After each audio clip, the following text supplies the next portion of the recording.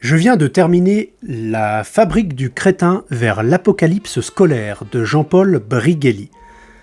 C'est le second opus de ce livre après un premier essai publié en 2006 et vendu à 150 000 exemplaires. C'est pas mal. Je n'avais pas lu ce premier livre et je ne connaissais pas Jean-Paul Brigelli. L'impression que j'ai eue après quelques pages, et cette impression m'a duré jusqu'au bout du livre, c'est celle d'être dans une soirée avec des potes bourrés et d'écouter l'un d'entre eux parler d'un air assez distingué, en empilant les lieux communs et en échafaudant des théories quelque peu farfelues, tout orientées selon son prisme de lecture, évidemment tiré d'un bon vieux racisme des familles exacerbé par l'alcool. Allez, c'est parti, on en parle.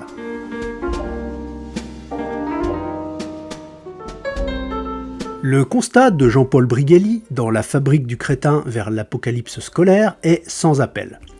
L'école française s'enfonce décennie après décennie dans un abîme de médiocrité. Le niveau global des élèves baisse, il est de plus en plus difficile d'enseigner dans des lieux surchargés où règne le désintérêt pour l'apprentissage, les réformes de l'enseignement se succèdent sans apporter de solution, les problèmes identitaires sont de plus en plus fréquents, le corps enseignant est désarmé face à tout ceci, et pour cause, puisqu'il n'est plus formé correctement, le socle étant cassé. Bien. Je suis d'accord avec ce constat et je me demande un peu qui ne le serait pas. Certes, on trouvera toujours un Gus pour nous dire « Ah mais pas du tout, le niveau des élèves est excellent, regardez, 96% de réussite au bac, ce n'est pas dans les années 60 qu'on avait ça. » Et de fait, dans les années 60, environ 10% des jeunes d'une classe d'âge obtenaient le baccalauréat. 10%. Dans les années 90, ce taux est monté à 70%. Et il est aujourd'hui de 80%. Ceci relève d'un objectif décrété par le ministre de l'Éducation nationale, Jean-Pierre Chevènement, en 1985. Je cite « Lutter contre l'illettrisme et garantir un socle commun de connaissances ». Alors certes, aujourd'hui, plus de 95% des élèves se présentant au bac l'obtiennent. Mais a-t-on pour autant lutté contre l'illettrisme ? Pas certain.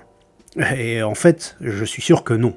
Il suffit d'écouter les gens parler, les regarder écrire, prêter l'oreille au sujet de discussion et à la manière dont ils sont traités.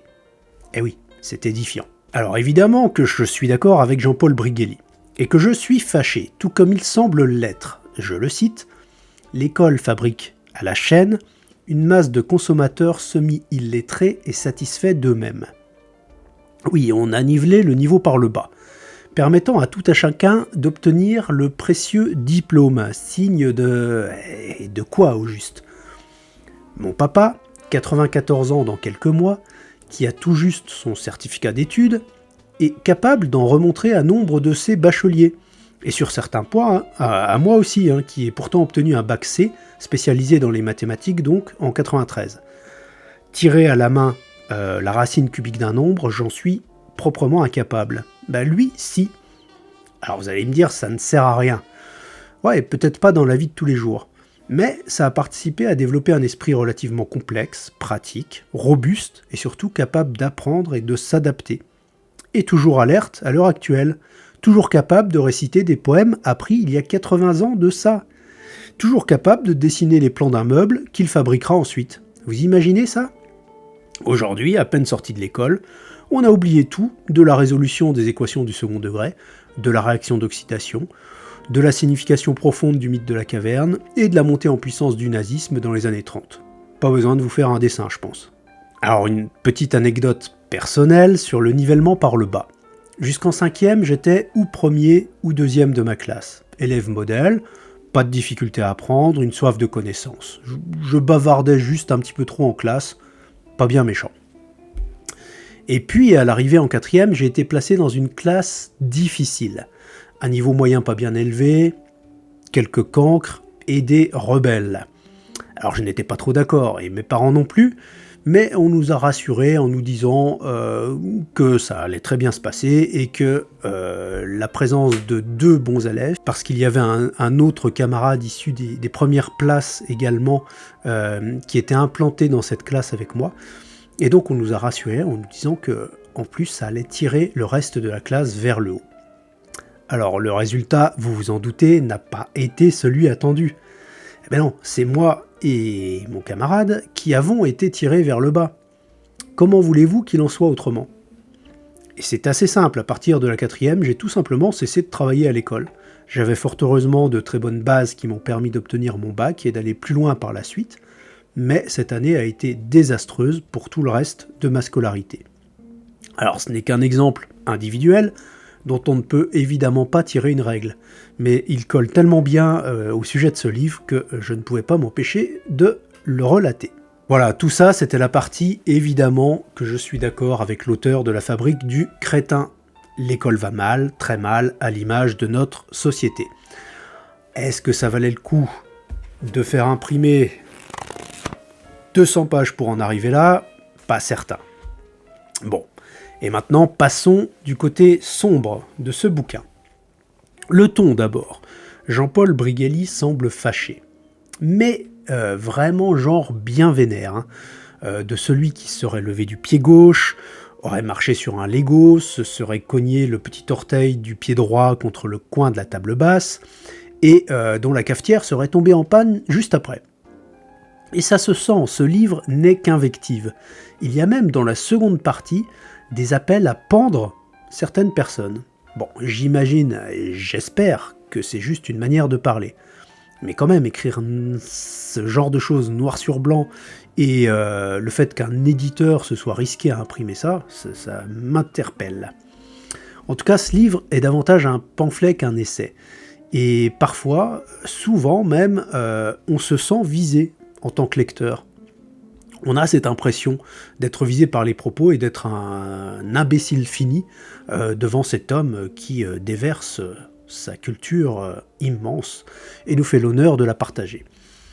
Ce sentiment est assez désagréable. On se sent un peu dans un livre dont vous êtes le héros, mais en version inversée, un livre dont vous êtes l'anti-héros. Bon, un autre point sur la forme de ce livre, on tourne un peu en rond, je trouve.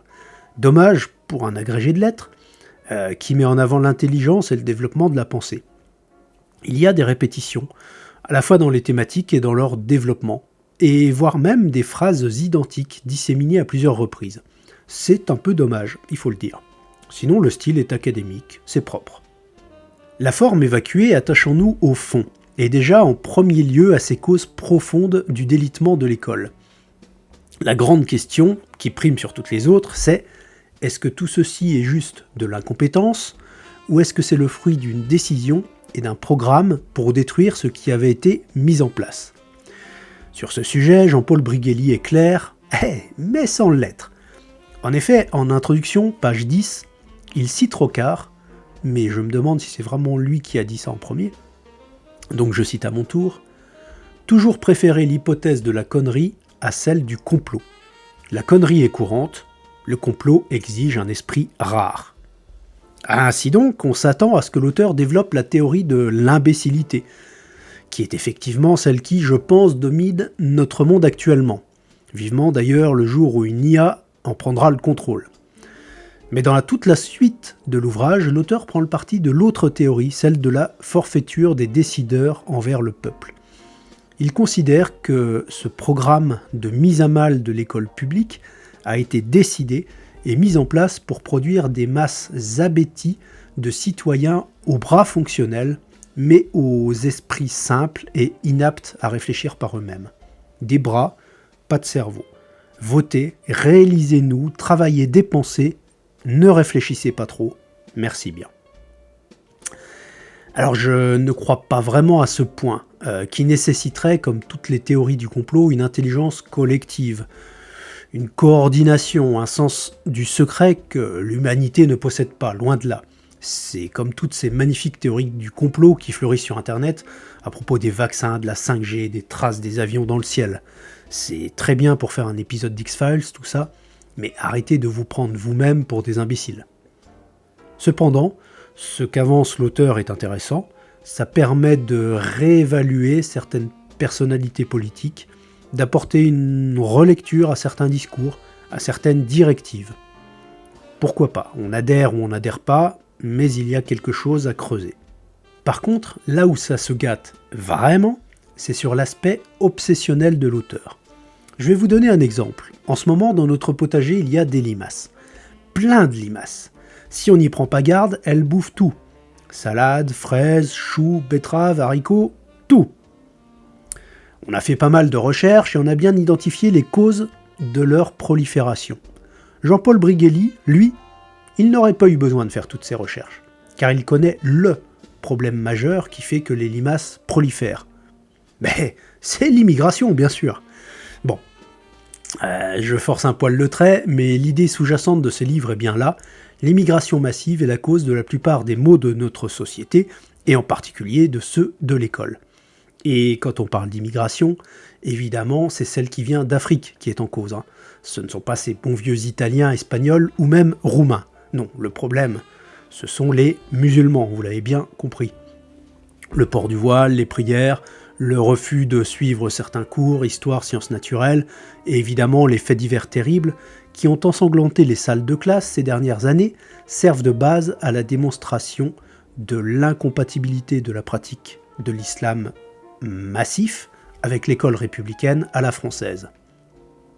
Et là, je me permets de douter.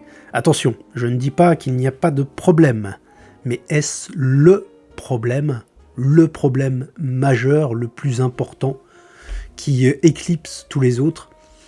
Eh bien, je pense que non. Et je pense que ce prisme de lecture gâche tout le reste. Ce constat qui reflète bel et bien les problèmes de notre mode d'enseignement actuel et ce lent glissement vers notre école publique d'aujourd'hui qui ne répond plus du tout aux besoins d'éducation, d'enseignement des enfants. C'est dommage et c'est pitoyable et c'est aussi dangereux, car quoi de mieux qu'un tel essai pour donner du grain à moudre aux politiques avides de désigner nos élites depuis 40 ans et l'étranger comme source de tous les maux de notre pays. C'est tout simplement du pain béni. Alors en résumé, je ne vous conseille vraiment pas de lire ce bouquin, ou alors avec toutes les précautions d'usage, c'est-à-dire un bon esprit critique, une bibliothèque et un moteur de recherche qui vous permettra de mettre en contradiction, ou au moins en balance, les faits et les chiffres annoncés par l'auteur.